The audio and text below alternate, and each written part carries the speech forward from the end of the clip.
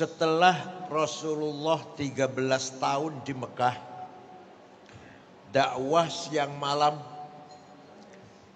dengan mendapatkan tekanan yang luar biasa.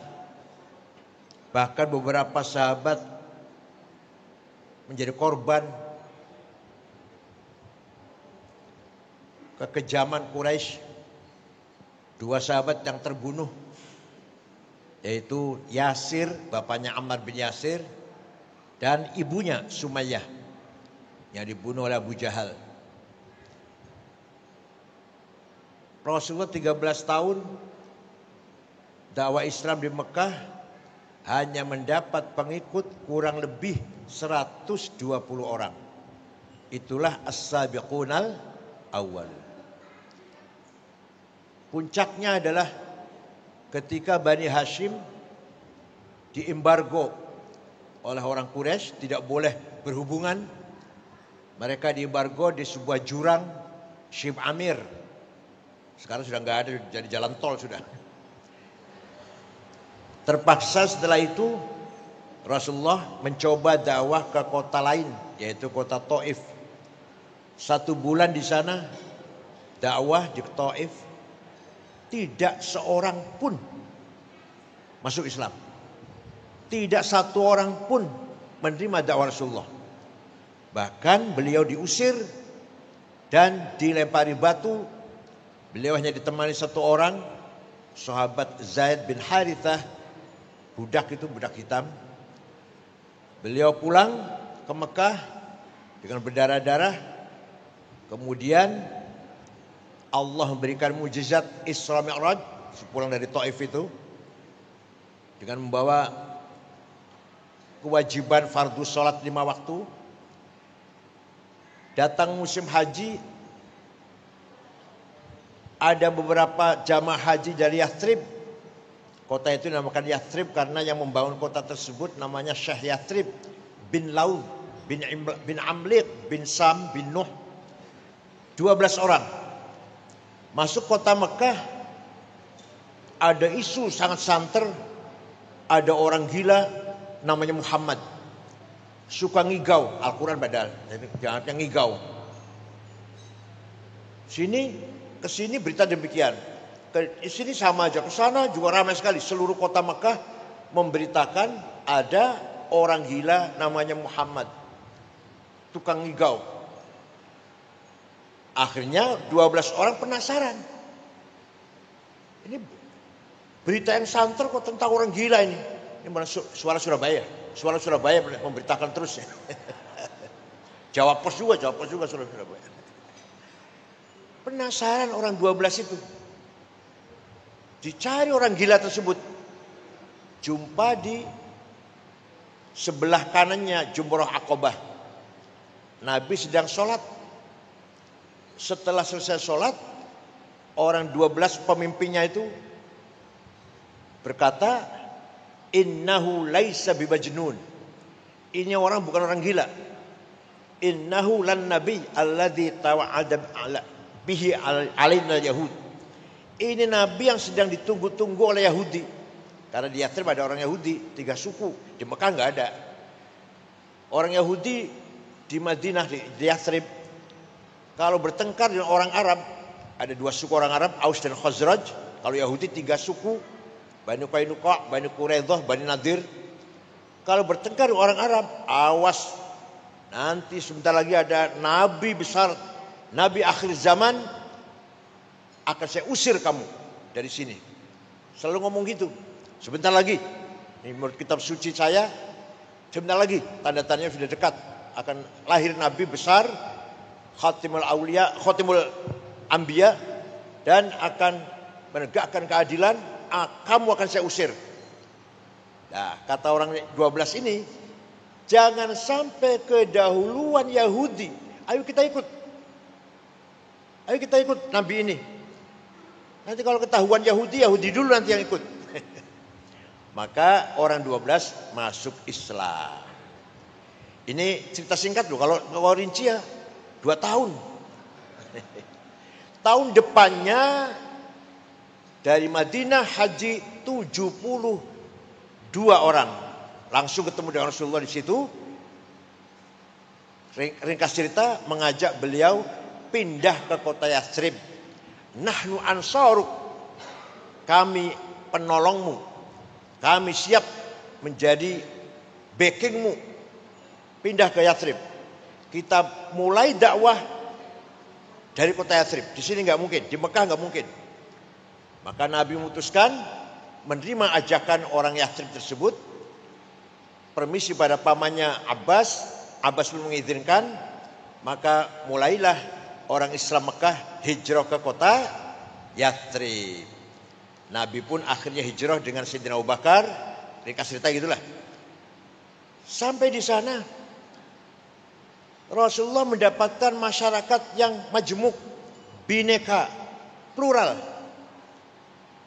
Ada umat Islam pendatang, namanya muhajirin. Ada umat Islam pribumi, namanya Ansor. Ada non-muslim Yahudi, 3 suku. Masih ada pagan, musyrikin masih ada sedikit. Nabi memutuskan, Bismillahirrahmanirrahim. Hadza kitabu Muhammad. Al-muslimuna min Quraisy wal muslimuna min Yathrib wal Yahud wa man tabi'ahum wa lahiqa bihim wa jahada ma'hum innahum ummatun wahidatun min dunin nas. Bismillahirrahmanirrahim. Hadza kitab Muhammad. Ini keputusan Muhammad. Muslim pendatang, muslim pribumi, dan non-muslim Yahudi, asalkan satu visi misi, jahada ma'hum, lahiqa bihim, asalkan satu cita-cita, maka sebenarnya semua ini adalah satu umat. Jadi Rasulullah ketika di Yathrib tidak memproklamirkan negara Islam, tidak memproklamirkan negara Arab. Emang di Quran nggak ada, Pak? Di Quran tidak ada terminologi umat Islam, umatan Islamiyah. Ayo kalau ada silakan. Nggak ada. Yang bilang ada berarti nggak pernah baca Quran itu. Paling kulhu karo falak nas bacanya.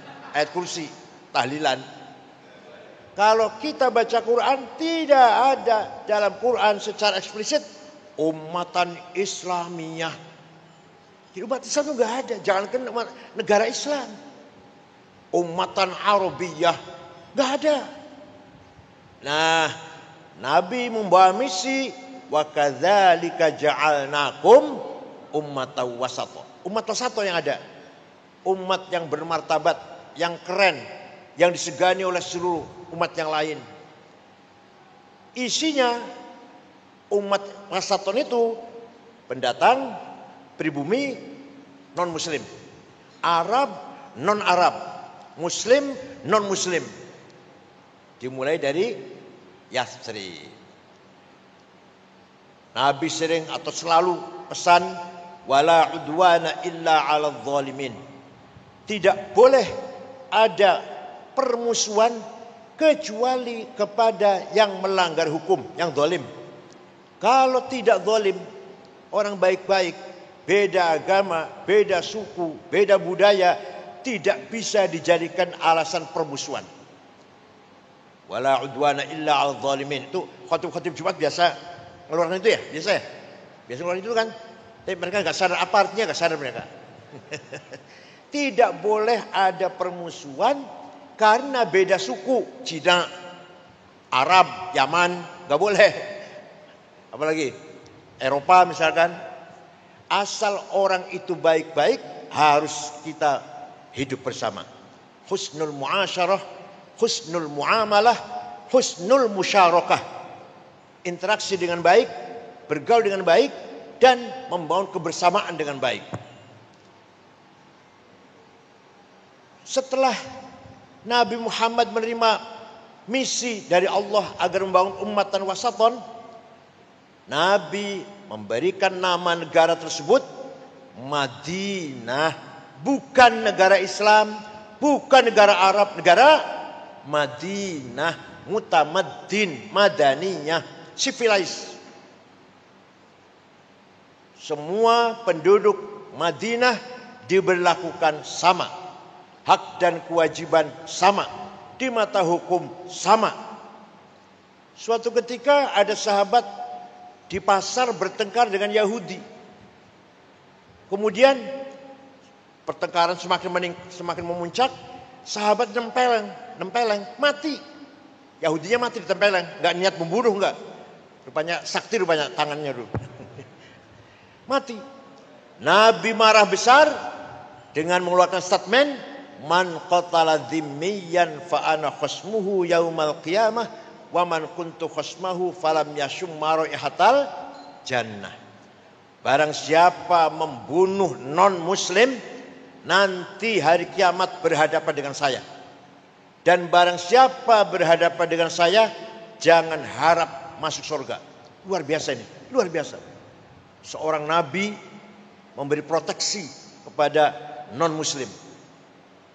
Apalagi sama muslim, apalagi kepada non muslim saja seperti itu. Suatu ketika ada maling ketangkap oleh apa? Yang patroli kalau malam-malam apa namanya? Sabar ya. Usama bin Zaid lapor Rasulullah, saya nangkep maling perempuan. Ternyata malingnya anaknya tokoh sahabat Utsman bin Maz'un. Jadi gimana? Untuk menjaga nama baik bapaknya, keluarganya, dilepas saja ya, nggak usah dihukum, dilepas sajalah. Nabi marah besar dan mengatakan, wallahi ya Usamah, lau saraqat Fatimah binti laqata'tu yadaha. Demi Allah Usamah, seandainya maling yang kamu tangkap itu Fatimah anak saya, bawa sini, saya sendiri yang akan memotong tangannya. Mudah-mudahan pemerintah di sini juga ngomong gitu, mudah-mudahan hakim, jaksa, polisi, mudah-mudahan. Ini bukan amin, bukan. Gak bisa cuma amin, gak bisa. Nah dengan demikian, maka pantaslah kalau umat Madinah dinamakan umatan wasaton. Di Romawi tidak ada keadilan, ada penindasan budak yang luar biasa, Spartacus yang dibunuh oleh Nero, Kaisar Nero. Di Persia kezaliman luar biasa. Orang kecil melanggar hukum, undang-undang dihukum seberat-beratnya, bunuh, dimasukin ke drum, dilempar ke jurang. Tapi kalau orang besar yang salah, ya tenang-tenang saja. Itu Persia waktu itu. Nah sekarang muncul ada sebuah negara atau kota yang pemimpinnya menegakkan keadilan tanpa pandang bulu. Terkenal, kemudian terkenal. Orang Romawi dengar, orang Persia dengar. Muhammad namanya. Litakunu syuhada 'alan nas, sesuai dengan perintah Allah. Kalau kamu mampu membangun masyarakat wasatiyah, tawassut, maka kamu akan berperan syuhada, menjadi saksi. Saksi apa itu? Syuhudan dinian, peran agama. Syuhudan thaqafiyan, peran pendidikan, budaya, akhlak, culture, scientific. Peran hadarian, ekonomi, kesejahteraan. Syuhudan ijtimaiyan, perang sosial. Syuhudan siasian, peran politik. Jadi umatan wasat itu umat yang berperan, umat yang di tengah, umat yang punya fungsi, bukan di pinggir, bukan penonton. Paham betul? Itu umatan wasaton namanya tuh. Bukan di pinggir, bukan apa sayulah lillahi ta'ala, bukan lillahi ta'ala, malas ente tuh. Umat yang aktif, yang disegani oleh seluruh umat yang lain. Berperan dalam agama, nomor satu itu. Masjid di seluruh Surabaya harus dipegang NU semuanya. Gitu loh. Kepala-kepala madrasah, KUA harus NU semuanya. Sudah belum? Sudah begitu belum?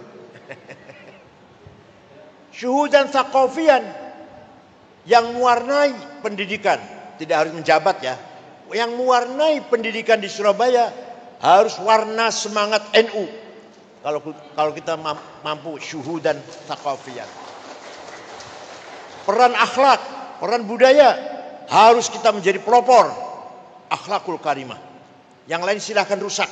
Kita ini punya prinsip akhlakul karimah. Syuhudan hadarian, peran kesejahteraan kemajuan. Harus kaya. Harus kaya. Pengurus NU harus jasnya lebih mahal daripada jasnya bupati, kepala kota. Sepatunya harus lebih mahal daripada sepatunya bupati. Kacamatanya, pulpennya, mobilnya harus lebih mahal daripada kacamatanya, sepatunya, pulpennya wali kota. Siap? Siap?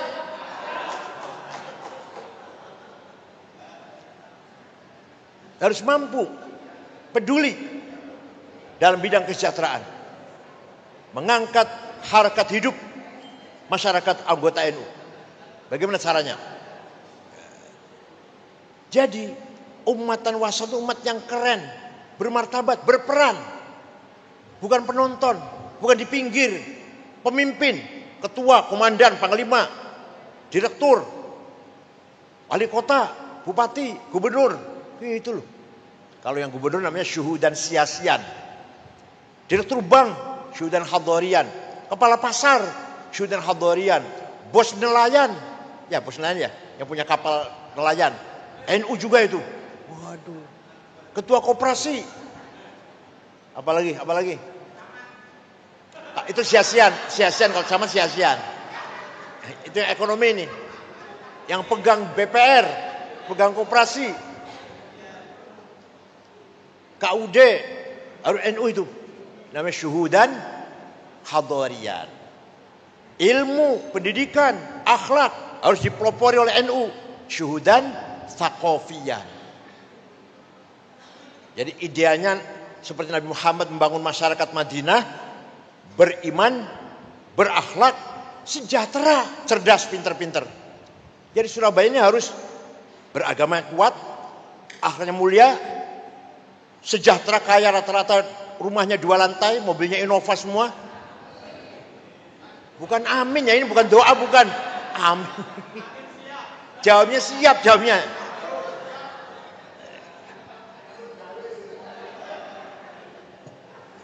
Ayo coba kita lihat.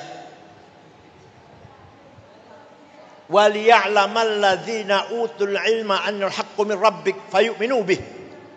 Kebenaran hanya bisa diketahui oleh orang yang berilmu. Artinya hanya dengan ilmu kita bisa benar. Waliya'lamal ladzina utul ilma annahul haq. Kalau mau benar harus dengan ilmu. Ilmu apa saja? Benar apa saja? Hanya Quran yang mengatakan demikian. Kitab suci yang lain nggak ada yang menghormati ilmu, menghargai ilmu pengetahuan setinggi langit.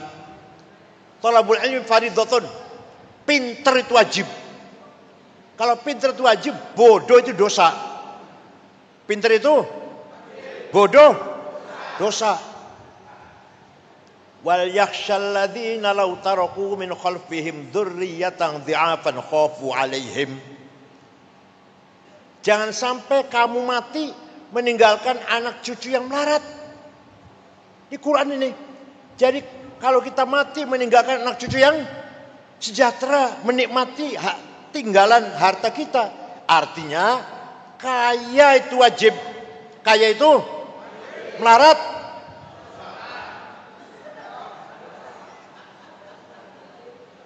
Walaqad katabna fi zaburi min ba'di dzikr annal ardi yarithuha ibadiyas solihun. Kekayaan alam ini untuk hamba-hambaku yang soleh. Batu bara, nikel, boksit, mangan, timah, uranium, emas, berlian, biji besi, biji tembaga, gas, minyak. Walaqad katabna, saya tetapkan, kata Allah, saya tetapkan bahwa kekayaan Indonesia alam ini untuk hamba-hambaku yang soleh. Prakteknya, kenyataannya, orang kaya nomor 1 Prayogo Pangestu. Duitnya 1.150 triliun. Nomor 2 Budi Hartono, Rokok Jarum dan BCA. 950 triliun. Nomor 3 Eka Cipta Sinarmas, 700 triliun. Nomor 4 Antoni Salim.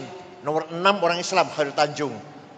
Nomor 39 Haji Rashid, Nomor 40 Haji Muhammad Bayu.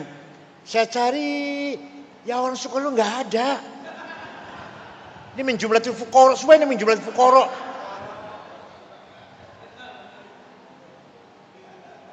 Jadi yang namanya Madinah, mutamaddin, negara yang beriman, beragama, bertakwa, cerdas, berilmu, sejahtera.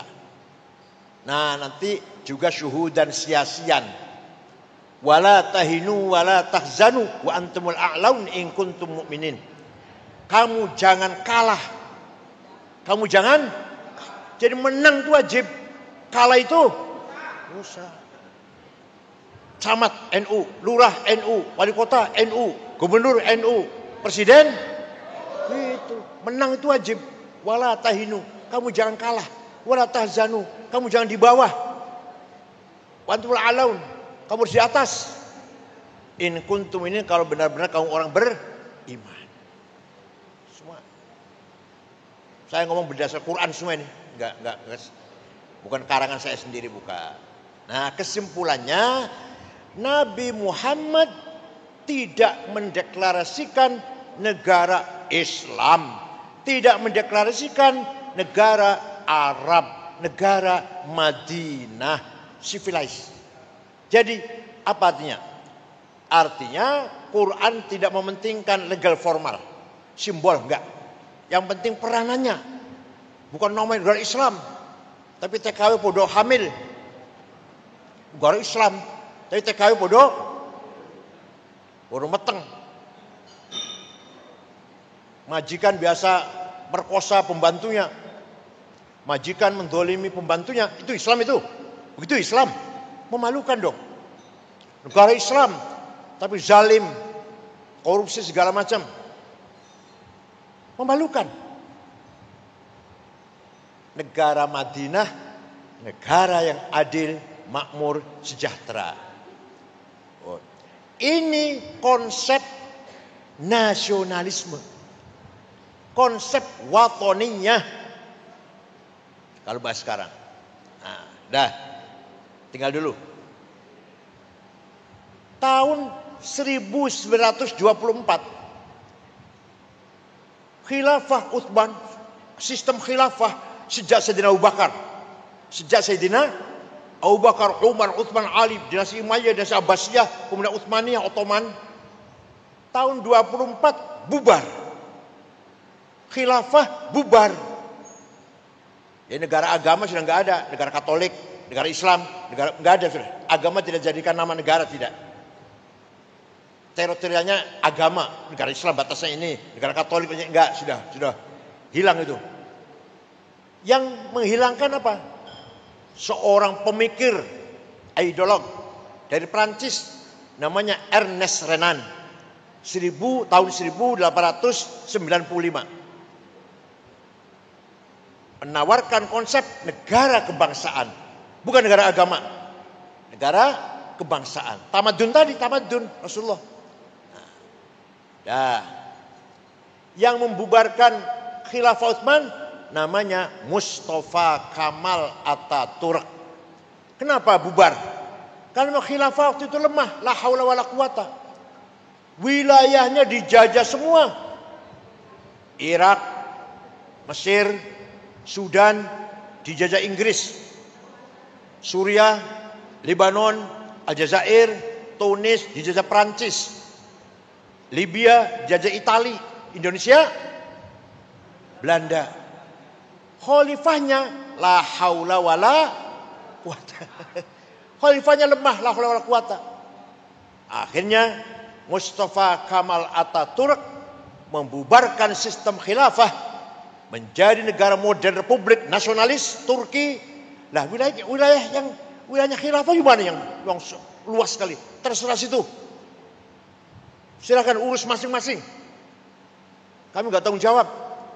Berdirilah negara nasionalis kebangsaan Turki modern sekuler.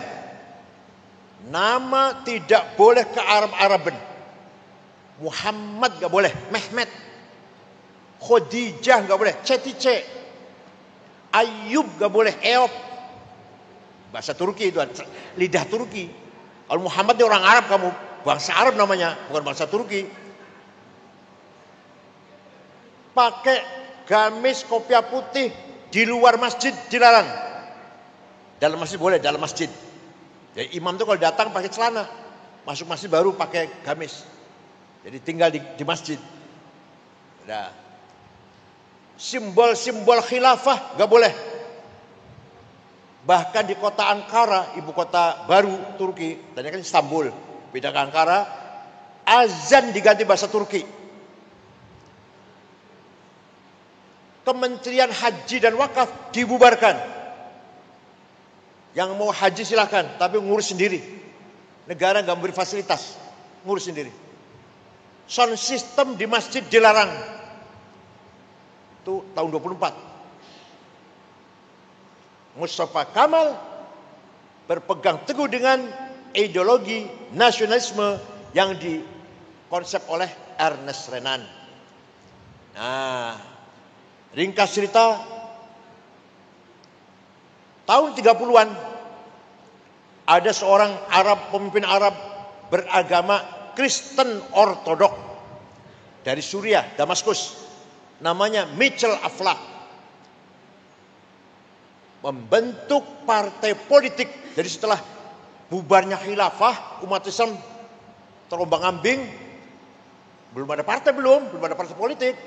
Baru tahun 30 orang Arab punya partai politik. Namanya Partai Ba'ath. Partai nasionalis sekuler. Ishtirakiyah, Watoniyah, Almaniyah. Namanya Mitchell Aflaq. Gak masalah agama, gak masalah nasionalisme ini, bukan masalah agama, walaupun dia orang Kristen, tapi pengikutnya aktivis Muslim. Dengan menggerakkan semangat nasionalisme untuk melawan penjajah. Maka mengkader pemuda-pemuda Arab. Dari Suriah yang menonjol namanya Abdul Karim Qasim. Dari Irak namanya Hasan Bakr. Dari Mesir Jamal Nasir. Libya Abdul Salam Jalud. Dari Tunis Habibur Ghaibah. Dari Sudan Ja'far Numairi. Dari Aljazair bin Bella, Hawari Boumediene. Mereka dikader agar mempunyai keyakinan ideologi nasionalis, menuntut kemerdekaan masing-masing melawan penjajah. Gak masalah agama, gak ngurus agama, enggak, namanya sekuler. Kalau anti agama namanya ateis. Ini enggak, anti sih tidak, tapi organisasinya enggak peduli agama, enggak peduli. Namanya sekuler. Nanti tokoh-tokoh Ba'ath ini akan berlanjut menjadi tokoh-tokoh nasionalis Arab. Saddam Hussein, Hafid Asad Suriah, Jamal Nasir, Anwar Sadat Mesir, Sudan, Aljazair bin Syadil bin Jadid, dan seterusnya lah. Nah, mereka ini tokoh-tokoh pejuang nasionalis tidak peduli dengan agama. Saddam Hussein, Hafid Asad, Jamal Nasir, gak peduli agama, enggak. Ya beragama sih beragama, tapi tidak ada konsep memperjuangkan agama, enggak ada. Nah, tahun 37 orang Islam baru sadar, kita harus punya partai nih. Lahirlah partai pertama yang berdasarkan Islam dari Mesir, namanya Ikhwanul Muslimun. Pendirinya namanya Syekh Hasan Banna Al-Azhar, jebolan Al-Azhar, asli orang Maroko aslinya. Mengkader pemuda-pemuda, ayo Islam bangkit, Islam bangkit, Islam bangkit. Menghadapi sekularisasi ini. Jangan sampai orang Arab jadi sekuler. Ayo bangkit, semangat Islam. Tahun 40 ada pemuda Ikhwan membunuh Perdana Menteri. Pemuda Ansar Banser lah ya. Membunuh Perdana Menteri. Namanya An-Najrossi, Perdana Menterinya itu. Hasan Banna marah. Bukan begitu yang saya maksud. Bangkit itu bukan membunuh, bukan. Bukan radikalisme, terorisme, tidak. Dengan teror, tidak. Yang namanya Nahdlatul bangkit, bukan begitu. Kamu bukan membunuh Najrossi. kamu tuh hakikatnya bunuh saya, kata Hasan Banna. Betul. 1,5 tahun kemudian, tahun 42, Hasan Banna terbunuh. Penggantinya, ini makanya cari pengganti harus hati-hati, cari pengganti itu. Ketua cabang, ketua MWC, cari pengganti harus betul-betul kader. Betul-betul yang penggantinya Sayyid Qutb. Bukan dari Al-Azhar, tapi Cairo University. Universitas Kairo. Bukan ulama sebenarnya, bukan, tapi ya pintar, bukan ulama. Tapi dia sebenarnya jurnalis sebenarnya. Nah, dia pegang Ikhwan Muslimun, mempunyai konsep yang ditulis dalam kitabnya Ma'alimut Thoriq. Ma'alim fit Thoriq. Petunjuk jalan kebenaran. Isinya, ringkasnya, isinya. Semua ideologi yang datang dari luar Islam, jahiliyah. Komunisme, sosialisme, kapitalisme, sekularisme, nasionalisme, jahiliyah. Ya, hubbul watan minal jahiliyah. Hubbul watan minal konsepnya Ikhwan Muslimun. Ideologi yang datang dari luar Islam harus kita tolak. Mari kita kembali khilafah.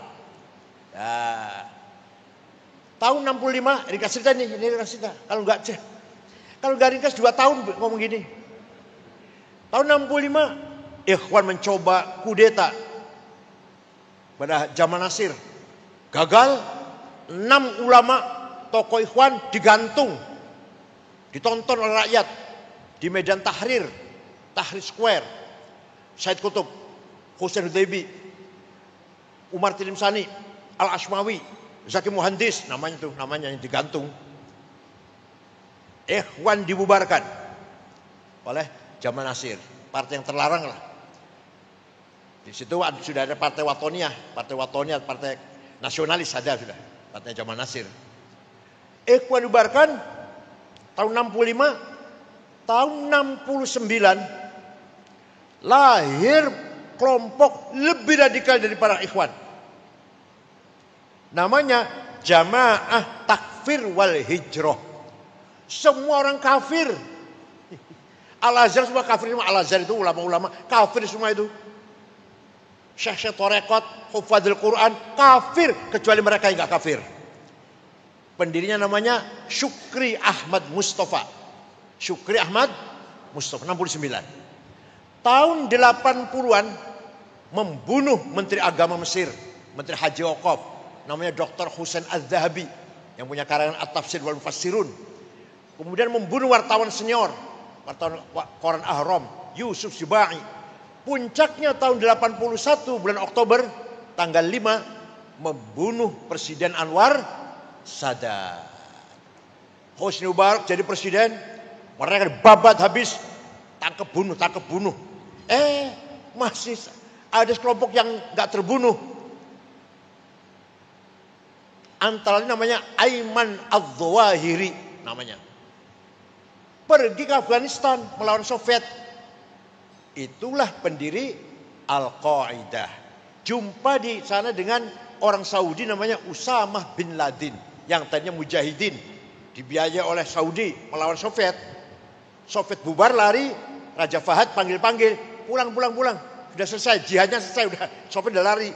Yang pulang, yang tidak pulang antara lain Usamah bin Laden, uangnya banyak, dia orang kaya, dan Aiman Az-Zawahiri dari Mesir mendirikan Al-Qaeda. Paham nggak urutan cerita ini? Di Indonesia beda dengan Timur Tengah. Di Indonesia, ini Masya Allah luar biasa. Hadratus Syekh Kiai Haji Hashim Asy'ari berhasil, sukses menanamkan prinsip yang integral antara agama dan nasionalisme. Konsep nasionalisme dari Ernest Renan katakanlah gitu. Walaupun Mbah Hashim tak baca apa enggak Ernest Renan. Walaupun Mbah Hashim baca bagus bukunya Ernest Renan. Namanya What Nation bukunya namanya. Mbah Hashim saya kira enggak baca, tapi beliau menerima konsep kebangsaan dengan syarat integral, menyatu dengan teologi. iman. Lahirlah syiar hubbul waton minal iman. Luar biasa nih Pak, gak sembarangan. Kiai Timur Tengah gak ada. Jadi kalau Timur Tengah itu yang berjuang nasionalis, Saddam Hussein, Hafid Asad, Jamal Nasir, nasionalis saja, gak peduli agama. Yang berjuang agama gak pernah bicara nasionalis, agama saja. Said Qutb. Nah, Mbah Hasyim Asy'ari memperjuangkan agama, dakwah, pesantren, madrasah, juga pejuang nasionalis kemerdekaan melawan penjajah, dan berhasil. Berhasil konsep hubbul waton minal iman diikuti oleh puluhan juta manusia. Nah, jadilah wadah namanya Nahdlatul Ulama. NU lahir setelah bubarnya khilafah tahun 26. Khilafah bubar tahun 24. Di tengah-tengah masa umat Islam lagi goyang, lagi terombang-ambing, khilafah bubar. Siapa pemimpin kita ini? Setiap negara, setiap daerah ada penjajah, dikangkai penjajah. Gimana ini? Di saat tengah-tengah masyarakat Timur Tengah goncang, bingung, Mbah Hasyim Asy'ari NU lahir dengan prinsip hubbul waton minal iman. Anda beriman harus nasionalis. Anda nasionalis harus beriman. Ya, yang dari PDI mana? Dari PDI. Yang dari PDI mana? Kan tadi hadir enggak? Anda nasionalis harus beriman, bertuhan. Anda bertuhan beriman harus nasionalis. Itu Mbah Hasyim Asy'ari itu. Dan berhasil. Yang heran itu berhasil tuh, berhasil. Ngendikan itu loh, diikuti oleh puluhan juta orang. Fatwanya itu. Barang siapa mati demi membela tanah airnya, mati syahid. Man mata li ajli watanihi mata syahidan. Wa man khana li watani halalun damuh. Barang siapa berkhianat kepada tanah air, boleh dibunuh. Walaupun tidak mengkafirkan, Mbah Hasyim enggak mengkafirkan. Soal kafir tahu orang itu Gusti Allah itu. Tapi barang siapa jadi cenguknya Belanda, anteknya Jepang, mata-matanya Jepang, bunuh. Soal kafir apa enggak itu urusan Allah. Yang jelas halal darahnya. Itu fatwa Mbah Hasyim. Disitulah lahir sebuah ormas Islam Nahdlatul Ulama sebagai wadah antara yang menyatukan antara teologi dan nasionalisme. Maka sudah menjadi framing NU diterima oleh seluruh mayoritas masyarakat Islam sebagai organisasi yang berhasil mengintegrasikan nilai-nilai keislaman dengan nasionalisme. Mbah Hasyim, Kiai Wahab, Mbah Bisri, Ali Maksum, Kiai Mahrus, Kiai As'ad, pejuang agama sekaligus pejuang nasionalis. Coba. Ya kiai, ya nasionalis. Maka semua pahlawan nasional itu. Pahlawan nasional itu. Ya kiai. Coba. Nggak ada di Timur Tengah, nggak ada. Negara Arab nggak ada. Kita bersyukurlah punya NU ini. Jadi negara NKRI ini, negara Indonesia ini, kapal besar. Yang jadi supir, presiden, gubernur, wali kota, bupati, camat, itu supir tuh. Supir kapalnya itu. Nah, NU mana? NU di mana? Jangkar. NU itu jangkar. Yang kalau kapal itu berhenti, yang menjadi jangkar adalah Nahdlatul Ulama. Penyelamat. Di NU bisa bertemu antara aktivis nasionalis dan aktivis agama. Di NU bisa ketemu antara orang modern dan orang yang masih berpikir tradisional. Di NU masih banyak kiai yang utawi iku. Utawi iku opo, ing dalem, ya. Tapi di NU juga ada orang yang intelek, banyak. Yang intelek. Di NU ada yang kelompok yang mempertahankan tradisi lama. Tapi di NU juga ada banyak orang yang punya visi ke depan agar NU lebih modern lagi. Gak apa-apa, biarkan. Jadi kan nggak usah ribut. Kalau ada Mas Ulil, rodok liberal, kemarin baru ngomong suap kalau untuk mencari kebenaran boleh, biarin, nggak apa-apa. Nggak usah dikomentari, nggak usah. NU lah tempatnya diskusi. Di NU tempatnya bahtul ilmi, bahtul masail, bahtul ilmi. dengan doabit prinsip-prinsip ijma' dan qiyas di samping Quran dan hadis. Di NU lah dikembangkan moderasi dalam berpendapat. Di NU lah dikembangkan toleransi, menerima, menghargai perbedaan etnis maupun agama. Kita hargai Kristen, Katolik, Hindu, Buddha, Konghucu. Kita hargai Cina, Arab, Yaman.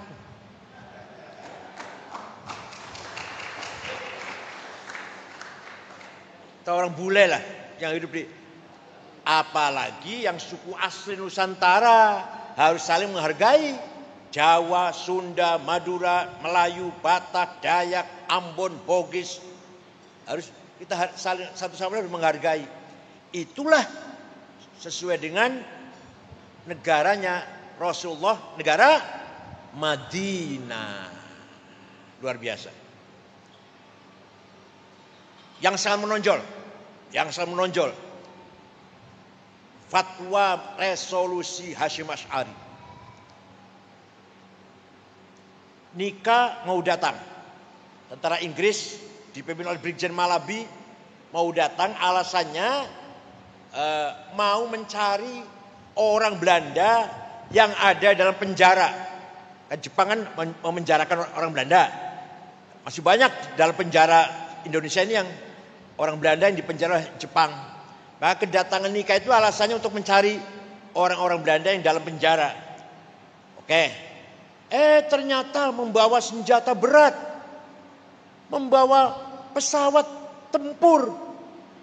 Maka Presiden Soekarno, Muhammad Hatta, Jenderal Sudirman berunding, ini bukan hanya sekedar ingin mengambil orang Belanda yang masih sisa-sisa orang Belanda dalam penjara Jepang, bukan. Ini jelas nih mau berbuat menjajah lagi nih, mengembalikan penjajahan ke Belanda. Maka gimana? Kita lawan.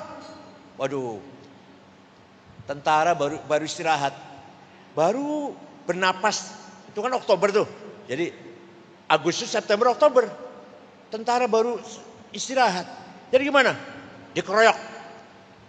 Dikeroyok oleh rakyat, namanya intifadah. Seperti anak-anak Palestina tuh, tentara Israel yang pakai tank baja dilempari batu, namanya intifadah, bukan perang. Kalau perang sama-sama senjata, ini enggak, tank baja dilawan dengan batu, kerikil, anak-anak Palestina dulu, namanya intifadah. Nah, oke, setuju, dilawan oleh rakyat. Tapi yang bisa menggerakkan rakyat itu siapa? Yang omongannya bisa didengar oleh rakyat. Oh itu Kiai Haji Hasyim Asy'ari, Jombang itu. Terus kali ngomong pasti orang ikut semua itu. Maka 3 pemimpin itu menyuruh utusan menghadap Kiai Haji Hasyim Asy'ari. Hazreti Syekh, saya diperintah oleh Bung Karno, Hatta, Jenderal Sudirman bertanya kepada panjenengan, hukumnya membela tanah air. Bukan bela agama loh, bukan bela agama, bela tanah air. Hasyim Asy'ari dengan tegas, hukumnya fardhu ain. Podo karo salat, podo karo puasa Ramadan, fardhu ain. Pulang ke Jakarta, 3 pemimpin senang semuanya. Mbah Hasyim ngumpul kiai-kiai, kumpul di mana? Apa? Bubutan, Bubutan. Anu ya, Kembang Cepun ya, Kembang Cepun ya. Kembang Cepun. Ya Bubutan. Mengeluarkan resolusi jihad ini tanggal 20 Oktober 45. Dah terjadi peperangan yang seru di Surabaya. Yang memimpin perang siapa? Nyun Sewu. Siapa? Utomo dari tentara, dari kiainya. Kiai Abbas Buntet Cirebon. Mbah Hasyim Asy'ari mempercayai Kiai Abbas yang pimpin rapat. Kiai Wahab nomor 2, wakilnya Kiai Wahab itu. Kan markasnya di Siwalan Kerto kan, di Siwalan Kerto sana, satu rumah. Kiai Abbas dari Cirebon, hati-hati sama orang Cirebon, hati-hati loh, sakti-sakti. Kiai Wahab itu wakil malah. Terjadi peperangan yang tidak seimbang, tapi alhamdulillah kita menang. Brigjen Malabi mobilnya dibom, pasang bom meledak. Yang masang bom bukan tentara, santri Tubuirin namanya Harun. Hanya sayang Harun nggak lari, malah ingin lihat seperti apa. Hasilnya seperti apa. Dikira mercon. Harun pun gugur di sebelahnya mobilnya Brigjen Malabi. Itu sejarah yang harus kita perjuangkan. Sejarah ini harus disebarkan, harus dipahami, harus didengar oleh anak cucu kita. Jadi yang melawan nikah itu ya tentara ya, oke, peran tentara Bung Tomo ya. Tapi yang paling pokok utama adalah rakyat yang dipimpin oleh Hasyim Asy'ari. Fardhu ain bela tanah air ini. Gak ada ulama Timur Tengah ngomong kayak gitu. Percaya sama saya di Timur Tengah 13 tahun, pulang bawa anak 3. S1 sampai S3 lah. Saya tahu persis ulama Timur Tengah itu. Gak pernah bicara nasionalis, tanah air enggak. Agama itu aja yang dibicarakan. Kalau ulamanya ya. Jadi framing pertama adalah NU organisasi yang mengintegralkan antara teologi dan nasionalisme. Framing kedua, resolusi jihad, perjuangan fisik mempertahankan NKRI. Kalau ide sudah lama ide fisik, perang fisik, kiai mimpin perang di depan. Kalau kita sekarang Syria kan mimpin istighothah di depannya. Kalau kiai dulu perang bukan istighothah.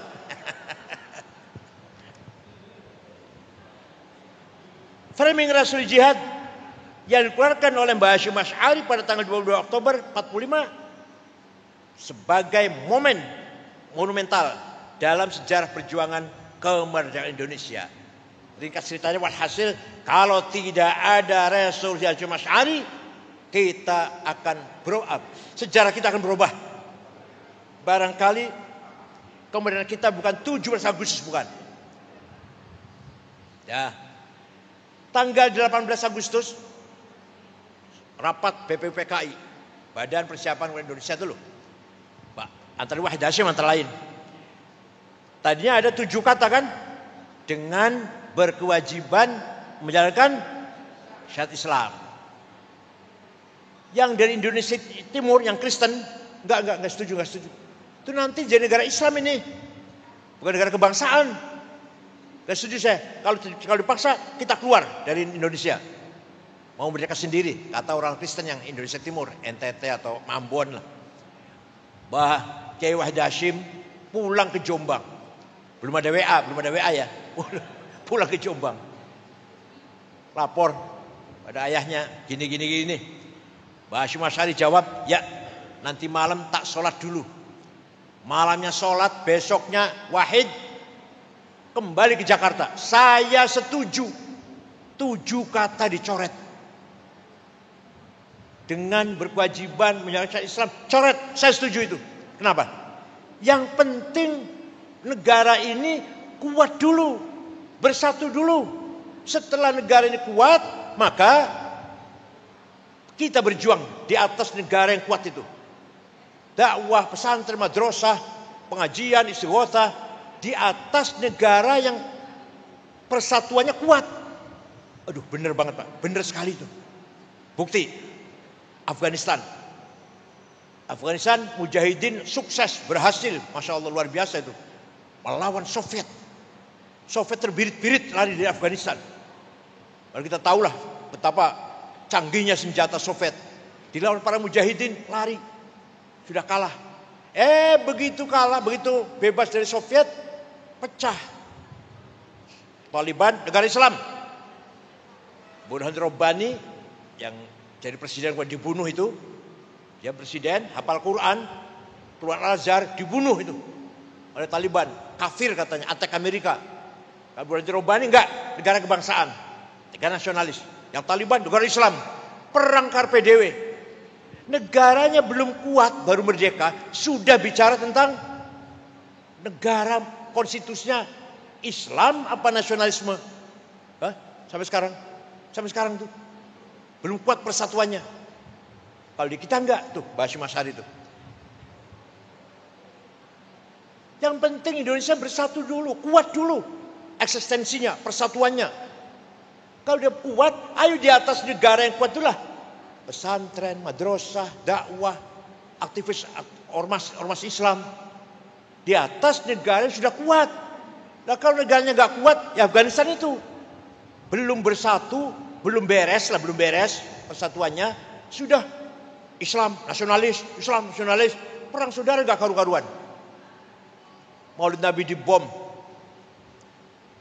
Jumatan dibom, pasar dibom, madrasah dibom, Presiden Boleh Robani dibunuh, kafir, anti Amerika. Itu Afghanistan 100% Muslim.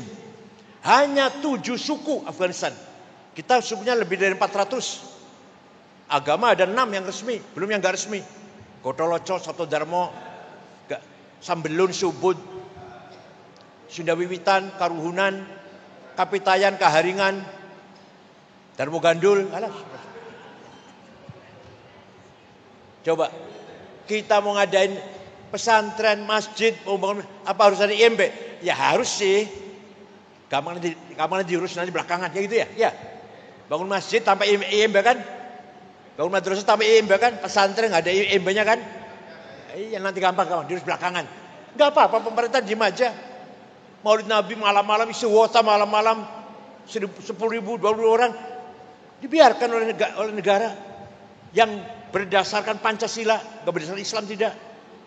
Di Saudi Arabia Pak, Saudi Arabia mau ngumpul orang 10.000, tangkap sampean.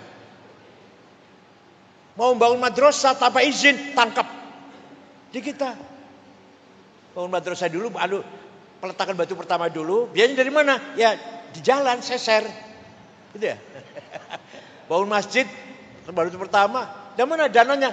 Nyeser jalan, masya Allah. Aman ya. IMB nanti gampang belakangan IMB itu apa itu IMB itu makhluk apa IMB itu makhluk apa itu ya Allah bebas banget bukan negara Islam tapi kita aktivitas dakwah Islam bebas sebebas-bebasnya. Kenapa? Karena persatuan kita kuat. Perpindahan dari era Orde Baru ke era reformasi ada korban, ada bakar-bakar, ada korban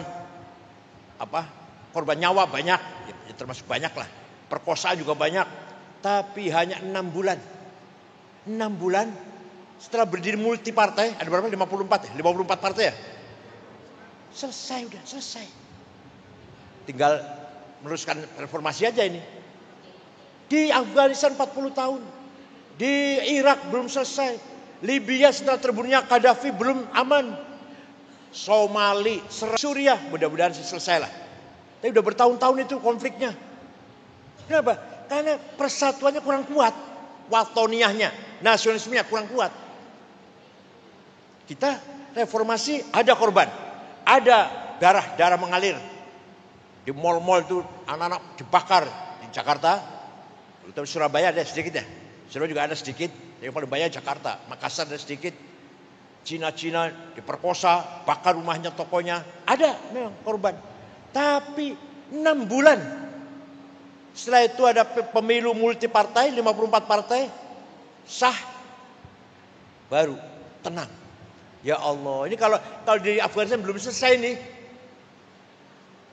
Tahun 98 sampai sekarang kan. Alhamdulillah. Kenapa itu tadi? Karena persatuan kita kuat. Udah mantap sudah. Peran NU sangat besar dalam menjaga persatuan ini. Peran ulama sangat besar, jangan dianggap sepele, dalam menjaga keutuhan NKRI ini. Kemudian yang ketiga, yang paling penting lagi, framing moderasi beragama. Terkenal dan telah terbukti nyata, NU cara beragama moderat. Kita hormat dengan perbedaan agama. Berdasarkan Quran, Pak. Wala tasubbul ladzina yad'una min dunillah.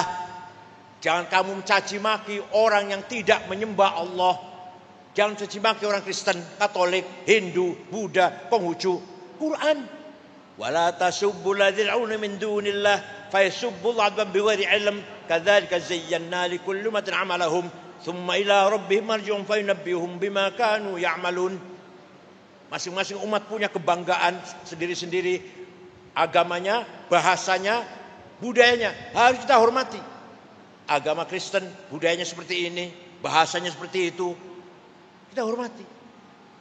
Quran itu Pak luar biasa Quran itu. Jadi berangkat dari Al-Quran inilah prinsip toleransi, moderasi.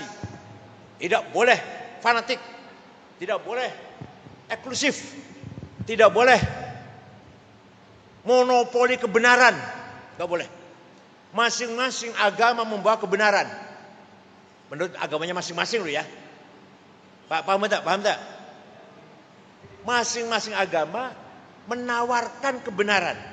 Menurut pengikutnya ya benar. Kebenaran saya kata Kristen begini, kebenaran Buddha begini, kebenaran Hindu ya begini.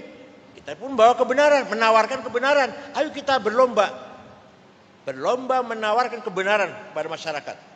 Tidak dengan caci maki, tidak dengan fabima rahmatin minallahi lahum walau kunta faddan ghalidhal qalb lan faddu min haulik.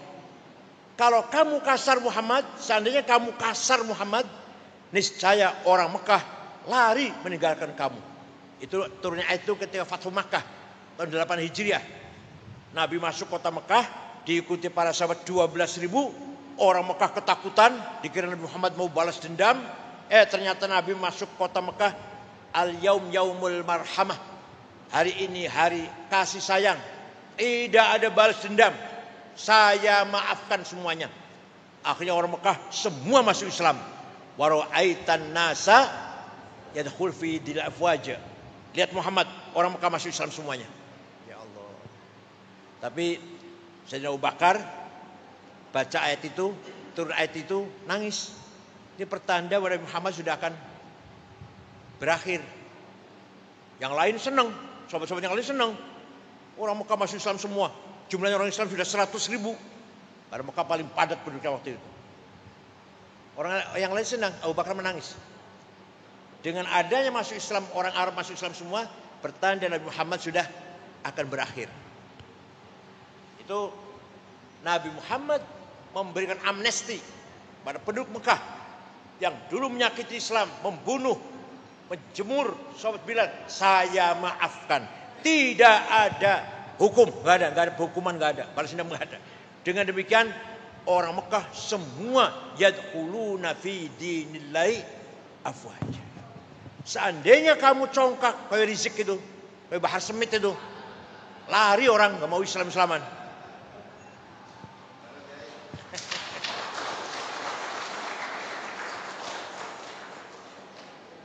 Ya sekarang sedang menerima karmanya lah. Dulu kan suka ngomong Gus Dur buta mata, buta hati. Nah sekarang lagi kena ini. Said Akil bego.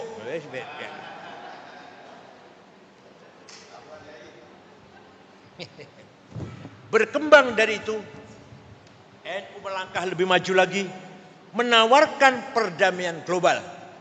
Itu terutama dimulai dari Gus Dur terutama. Terus terang saja.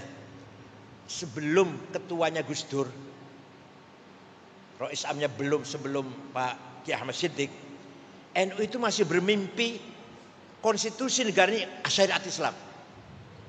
Syariat Islam masih dijadikan konstitusi dasar hukum negara. Masih ada. Maka Pak Harto juga curiga kan. Kiai Ahmad Siddiq dan Gus Dur terpilih tahun 84 ya Jobodo. NKRI, Pancasila, Bhinneka Tunggal Ika, Undang-Undang 45 sudah final. Tidak boleh kita bermimpi ingin menjadikan syariat Islam sebagai konstitusi. Tapi syariat Islam diamalkan, bukan dikonstitusikan. Ayo salat yang rajin, puasa yang rajin, baca Quran yang rajin, haji, umroh, zakat, ayo rajin. Tapi tidak menjadi konstitusi. Konstitusi kita tetap Undang-Undang Dasar 45. Itu Kiai Ahmad Siddiq dan Gus Dur. Setelah itu baru kesininya mantap. NU nasionalismenya sudah kokoh udah. Nah, oleh karena itu misi hubbul watan iman, Islam toleran, Islam moderat, dibawa Gus Dur ke luar negeri. Mulailah masyarakat dunia tahu siapa itu NU, apa itu NU, bagaimana visi misinya. Luar biasa. Gus Dur biasa ketemu dengan Paus di Vatikan, ketemu dengan tokoh Protestan di Belanda, di Jerman, selalu hubungan dengan non Muslim, mengenalkan ini NU, ini NU. Sehingga apa? Dampaknya positif. Orang kota, orang intelek tidak malu ngaku NU. Setelah Gus Dur itu tidak malu ngaku NU, profesor doktor, apa insinyur, apa sarjana hukum. Dulu NU identik dengan desa, kampungan, musola. Aduh, apa desa ya? Desa. Karena begini ya, ini kalau tarik sejarah. Belanda melarang pribumi terutama yang beragama Islam sekolah. Nah, tahun 1901 Belanda berubah, boleh sekolah boleh. Nah, nanti yang akan jadi Muhammadiyah sekolah. Kiai-kiai pesantren malah haram sekolah. Gak usah kiai kuno lah, ayah saya itu baru wafat tahun 90. Baru wafat tahun 90 ayah saya itu. Haram sekolah. Campur laki perempuan. Pakainya celana pendek. Nulisnya dari kiri, haram semua itu. Nulis dari kiri, celananya pendek, paha kelihatan. Campur perempuan laki, haram. Sehingga akibatnya apa? Akibatnya setelah merdeka, Muhammadiyah menguasai manajemen, ilmu sosial, antropologi, ilmu politik. NU yang nggak ngerti, ketinggalan. Tapi Muhammadiyah tidak punya ulama yang tafakuh fiddin, ahli tafsir, ahli hadis, ahli fikih, nggak ada. Apal Quran aja nggak ada yang apal Quran. Ya ada barangkali 1-2 lah. NU menguasai tafakuh fiddin, tapi ketinggalan dalam bidang manajemen, sosial, ilmu sosial dan seterusnya lah. Kalau sekarang alhamdulillah sudah nggak ada apa polarisasi seperti itu, udah nggak ada. Di kota ya NU Muhammadiyah ada, di kampungnya apalagi. Sudah dulu enggak, Islam kota Muhammadiyah, NU Islam kampung, kan dulu itu. Sekarang sudah enggak. Di tengah-tengah kiai mengharamkan dasi, Kiai Wahid Hashim pakai dasi. Di tengah-tengah kiai yang mengatakan buka kopiah ini fasik, tandanya wong fasik orang kopiah. Kiai Wahid Hashim, Kiai Mahfud Siddiq enggak pakai kopiah. Pakai jas potongan seperti jasnya orang Belanda, haram. Kalau jas potongan Jawa boleh, potongan orang Belanda haram. Kiai Wahid Hashim, Kiai Mahfud Siddiq pakai jas seperti itu. Walhasil ya harus begitu. Nah, tidak boleh berhenti. Terus pemikiran tatawurat asal kita tidak berubah dalam prinsip akidah Ahlussunnah wal Jamaah. Soal yang lain-lain thaqafah dan hadarah, pendidikan, budaya, hadarah, kesejahteraan, gak boleh mandek. Mulai besok NU harus kaya, gitu loh. Mulai besok NU harus pinter. Anak-anak NU, pemuda-pemuda NU yang bisnis silakan, yang rajin. Jam 3 bangun tahajud. Syukur-syukur jam 2, kalau saya jam 3. Salat tahajud. Istighfar 100 kali. Sholawat Sallallahu Muhammad 1000 kali. Alif Lam Sajdah sekali. Yasin sekali. Waqiah 3 kali. Tabarok sekali. Pas sampai subuh.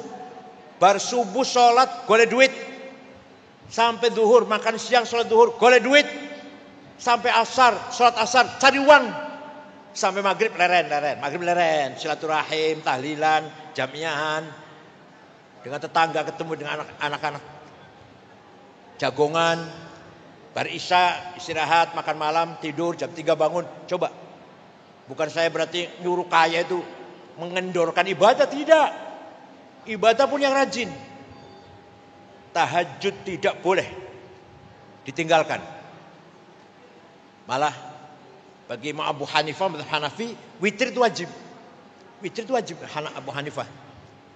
Kita Syafi'i sunnah, tapi berulang kali di Quran menghimbau kita agar sholat malam. Berulang kali di Quran itu. Betapa mulianya nilai sholat malam itu. Ayo kita belajar sholat malam yang istiqomah, Gak usah banyak-banyak lah. Katakanlah 5 rakaat aja, 2, 2, 1 witir, itu witir. Masih malas 3 lah, 3 udah. 2 dan 1 udah lah cukup. Asal tiap malam istiqomah. Continue. Jangan dong-dongan, dong-dongan itu apa? Dong-dongan itu apa? Apalagi susah, waduh rajin tahajud. Begitu sudah jadi DPR, lupa sudah.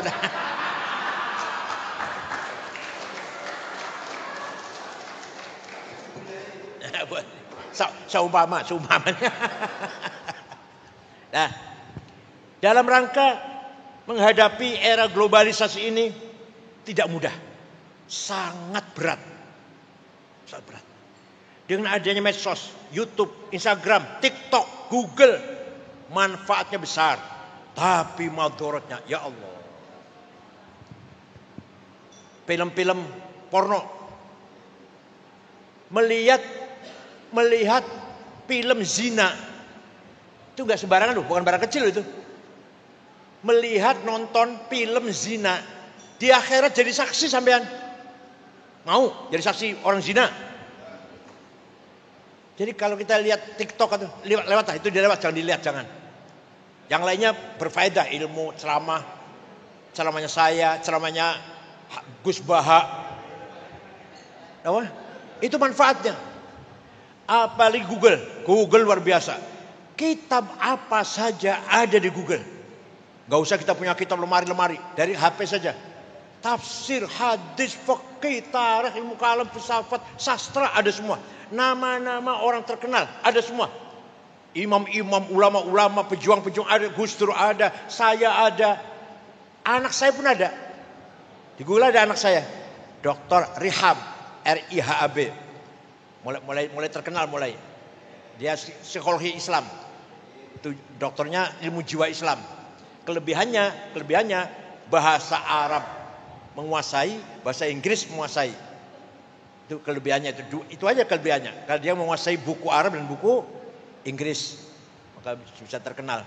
Mulai ada di Google, Rihab Said Akil, anak saya itu. Nah, nanti di Kongres Muslimat dia mau ngisi ada session di sana. Tanggal berapa ya? Tanggal 12. Ada session. Judulnya kesehatan mental nanti.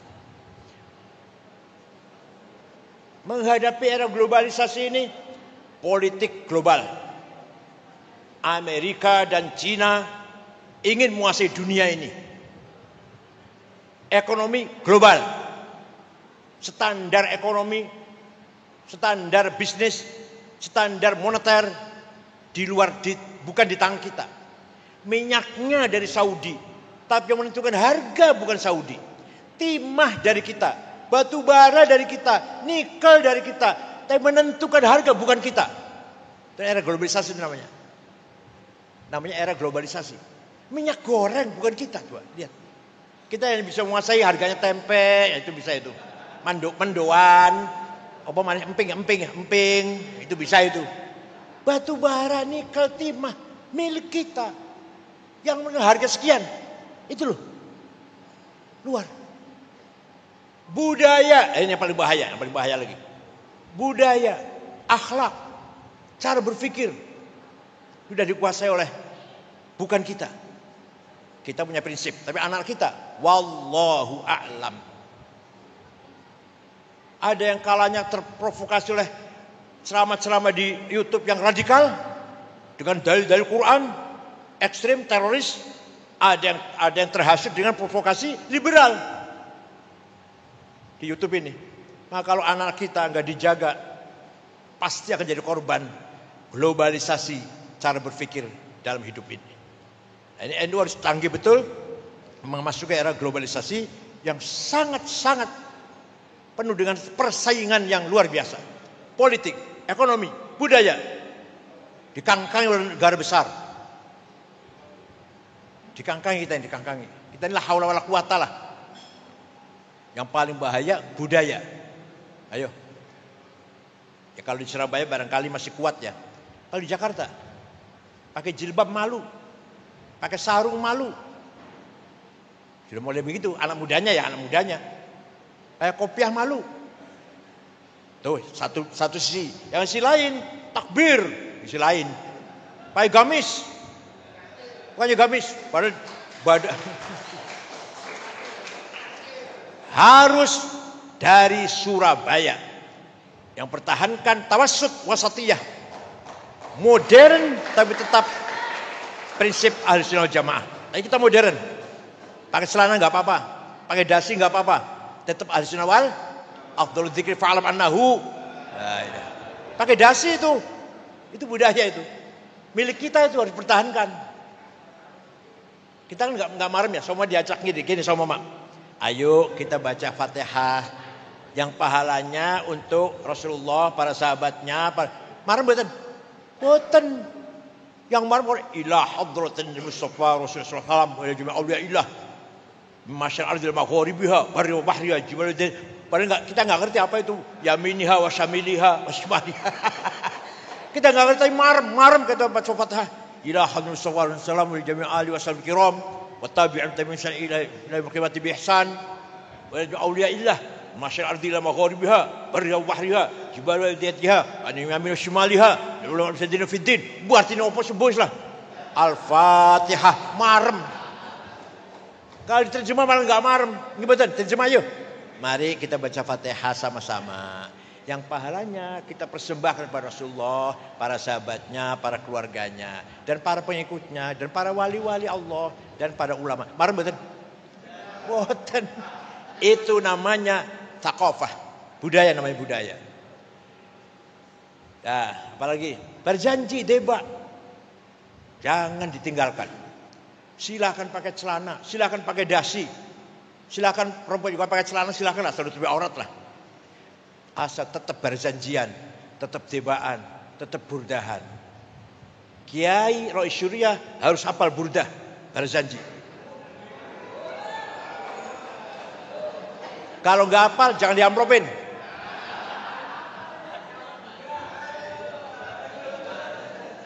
Bukan apa-apa. Karena itu milik kita. Berjanji, debat, talqin, manaqib Syekh Abdul Qadir Jilani, milik siapa itu? Milik kita. Kalau bukan kita yang hafal, siapa yang mau hafal? Muhammadiyah suruh hafal. Talqin hafal. Manaqib Syekh Abdul Qadir Jilani hafal. Khutbah nikah hafal. Khutbah gerhana hafal. Apalagi khutbah Jumat apalagi. Kalau ada Kiai Rois Syuriah khutbah Jumat baca, jangan pakai lagi. Apa bedanya kalau SAG? Mosok keluaran tebuir talir boyo ta ploso khutbah moco. Bodoh karo SAG. Mimbar masjid jangan dikasih buku khutbah, buang. Kalau ngundang berjanjian jangan sediakan bukunya. Jangan sediakan bukunya, biar apal-apalan. Kalau nggak hafal jangan kasih amplop. Karena itu milik kita. Jangankan itu Pak, jangan itu. Ngesai kita pun itu utawi iku. Ayo kita pertahankan, itu budaya kita itu. Utawi mim, khobar kho, fa'il fa, ya Allah. Pihak lain nggak ada itu. Kita harus bangga dengan milik kita, itu kita kebanggaan kita.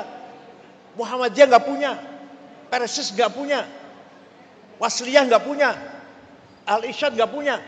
Kita yang punya utawi iku kho fa'il fa maf'ul bih fa utawi li mubtada iku khobar opo li fa'ilin wa naibi dhahar wa ing li maf'ulin bihi krono li maf'ulin li ajlihi wa ing dalam dharaf serta li maf'ulin ma'ah wa kang sifah silatu mausilin kadza mithlu sifah wa mutlaqul maf'ul fihi kelawan kadza kaba ujari fatlu bil bayan apane li tamizi hale halu fastahidu bil hifdzi ya rijalu.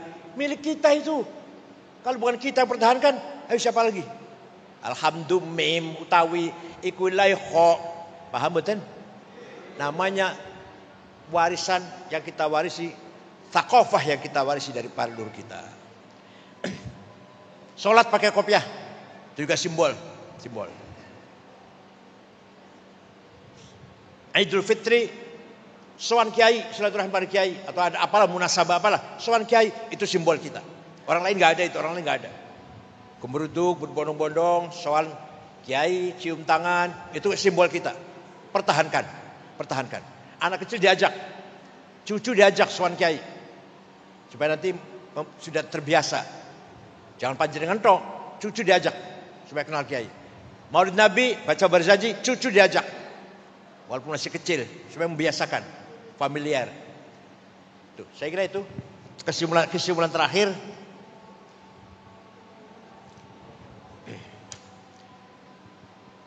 Framing jangka panjang. Sustainability. Apakah anak kita sudah disiapkan untuk melanjutkan perjuangan kita? Hadza su'alun azim. Big question. Tanya pada kita masing-masing. Kita sudah menyiapkan belum? Anak cucu kita siap meneruskan menerima estafet perjuangan kita? Itu. Kalau panjenengan sih kader jelas, kader semuanya. Tapi jangan ke depan, apakah cucunya ibu siap? Sudah disiapkan belum? Untuk menjadi kader. Nah, ini harus disiapkan. Jangka panjangnya ini. Jangan sampai, ya naudzubillah, anak Syuriah, anak Ketanfidiyah, anak malah musuhi NU. Tahlil bid'ah, maulid Nabi bid'ah, ziarah kubur musyrik. Kan banyak ya. Bukan di Surabaya, bukan. Banyak. Saya punya teman. Waktu kuliah PMI, si anaknya nggak mau NU. Banyak itu banyak. Ayo kita siapkan untuk keberlanjutan Ahlussunnah Jamaah NU ila yaumil. Makanya kita harus bangga dengan sejarah NU. Anak cucunya juga harus tahu sejarah NU. Kira-kira NU nggak punya peran apa dalam persaturan bangsa ini? Saya kira itu. Nah, ini baru doa ini. Allah fad auladana wa dzurriyyatina minal fitani wal mihan wa minal kufri wal fusuqi wal fujuri wal isyan. Ya Allah, jagalah anak cucu kita dari fitnah, dari cobaan yang berat, dari kefasikan, kemungkarotan dan penyimpangan, apalagi sampai kekufuran. Ya Allah, ihfadhum khudh bi aidihim lima fi shalah wal khair was sa'adah fid dunya wal akhirah. Peganglah, tolonglah anak cucu kami. Ambillah tangan-tangan mereka. Dituntun menuju kebahagiaan dunia dan akhirat. Rabbana ma khalaqta hadza batila subhanaka faqina adzabannar. Rabbi yassir wa la tu'assir wa atimma bil khair. Wal yatalattaf wa la yush'irunna bikum ahada. Wa sallallahu sayyidina Muhammadin nabil ummi wa alihi wasallam. Syukran. Wassalamualaikum warahmatullahi wabarakatuh.